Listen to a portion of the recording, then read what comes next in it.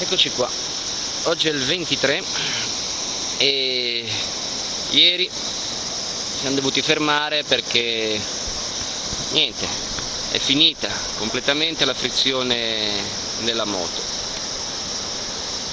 Alcuni ragazzi ci hanno aiutati, abbiamo spinto la moto in questo salitone e adesso hai visto la parcheggiata là.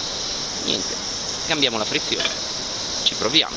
E adesso che la moto è nuda, pronta per smontare la frizione, la corichiamo, se no perdiamo l'olio.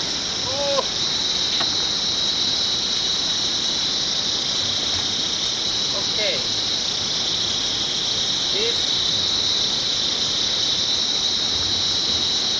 uno spettacolo al basso. Allora ora smontiamo tutte le viti del carter, apriamo il carter, il polpetto qua,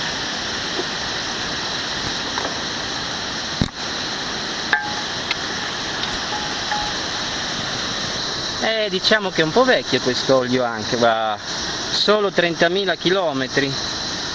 Ok,